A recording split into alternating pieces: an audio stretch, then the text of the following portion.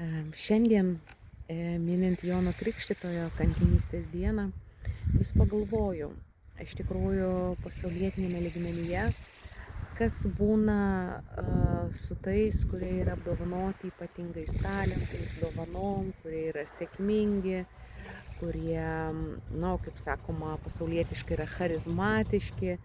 Tai išties, jie būna labai aukštinami, daug uždirba, būna sėkmingi. Ir taip toliau.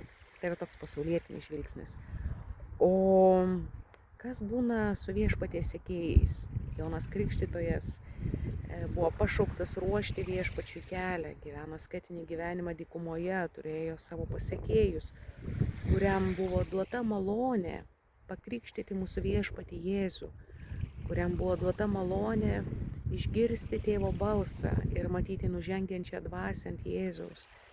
Tėvo balsą, kuris tarė, šitas yra mano mylimasis sūnus, kuris žvelgdamas į Jėzų tarė savo mokiniams, jiems skirta augti, o man mažėti. Ką reiškia būti sėkmingu viešpaties sekėju? Tai būti tuo, kuris sako tiesą. Taip kaip Jonas Krikštytojas pasakė Erodui tai, kad jam nedera gyventi su broliu žudiku. Ir kokia to kaina? Tai yra kankinystė. Štai ką reiškia tam tikrą prasme būti viešpaties sėkmingų sekėjų. Tai liudyti tiesą, būti ištikimu tiesai Kristui. Ir tiesa, kurią paliudijo Jonas Krikštytojas, tai nėra tiesa, kokią aš įsivaizduoju. Tai yra amžina tiesa, kurią mes turime nuo išrinktosios tautos, tai yra dekalogas. Ir 10 Dievo įsakymų,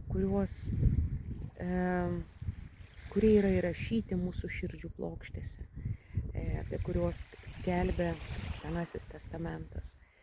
Tai yra mūsų tikrosios tiesos atspirties taškas, o ne taip, kaip aš įsivaizduoju, tai kas yra reliatyvu, susitarimo būdu ar nuotaikos būdu pasakoma.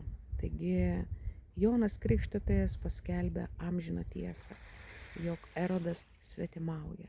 Tai yra nepatogi tiesa, nejauki tiesa, bet tikra tiesa, vedanti į tyrą, skaistų gyvenimą. Ir štai čia yra apsisprendimo slenkstis. Ar nužudyti, atstumti, atsiriboti nuo to, kuris skelbia amžiną tiesą, Dievo įrankius, žmonės, ar priimti kaip dovaną, kurie veda atsivertimo link. Nors ir Jonas buvo nužudytas, bet tiesa liko amžina.